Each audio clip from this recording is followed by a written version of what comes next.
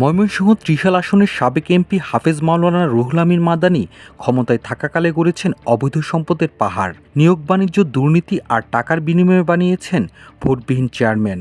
এছাড়া আছে তার নানা উপকর্মের ফিরিস্তি। এক ছেলের হাতে মাদকের রমরমা কারবার, আরেক ছেলে করতেন ইন্ডাস্ট্রিয়াল সিন্ডিকেট বাণিজ্য। তার ক্ষমতার দাপট থেকে রেহাই পায়নি নিজ এলাকার নিরীহ কৃষকও। ক্ষমতার অপব্যবহার করে কৃষিজমিতে তৈরি করেন শত কোটি টাকার ফিড মিল, আর এই মিলের কারণে নষ্ট হচ্ছে এলাকার পরিবেশ। অন্যদিকে ফসলবিহীন হয়ে পড়েছে আশপাশের কয়েক হেক্টর ফসলি জমি। প্রশাসনে অভিযোগ দিয়েও সমাধান পাননি ভুক্তভোগীরা। ক্ষমতাবান এই সাবেক এমপি সহ তার ছেলেরা লাপাত্তা 5 আগস্টের পর থেকেই। দুর্নীতিবাজ এই এমপি 2018 ও 23 সালের হলফনামা থেকে জানা যায় তার সম্পদ, ব্যাংকের টাকার পরিমাণ, স্বর্ণালংকার, জমি, আসবাবপত্র কিছুই বাড়েনি। ঘরে থাকা 30 ভরি স্বর্ণের মূল্য দেখানো হয়েছে মাত্র 50,000 টাকা।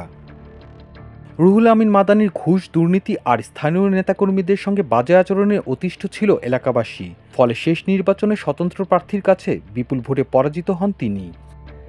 ময়মনসিংহ জেলা আওয়ামী লীগের সহ-সভাপতি ও বাংলাদেশ আওয়ামী লীগের জাতীয় কমিটির সদস্য এবং ধর্ম মন্ত্রণালয় সম্পর্কিত স্থায়ী কমিটির সভাপতি ছিলেন তিনি। হাফেজ রুহুল আমিন মাদানী 1996 সালে আওয়ামী লীগ ক্ষমতায় আসার পর প্রথম এমপি হন। নির্বাচিত হয়ে শুরু করেন বিভিন্ন শিক্ষা প্রতিষ্ঠানে টাকার বিনিময়ে নিয়োগ বাণিজ্য। 2001 সালে মনোনয়ন না পেয়ে থেমে যায় তার ভাগ্যের চাকা।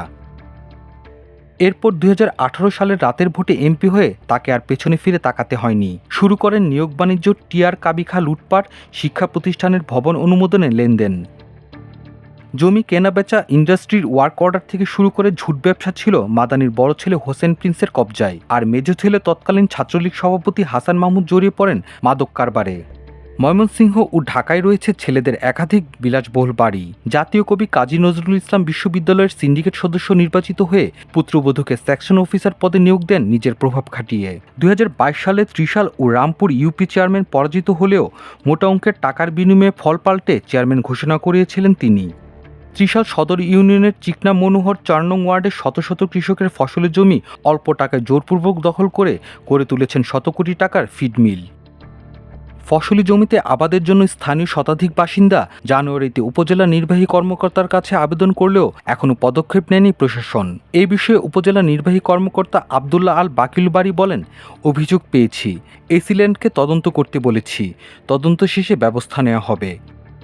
মাল্টিমিডিয়া ডেস্ক, আমার দেশ।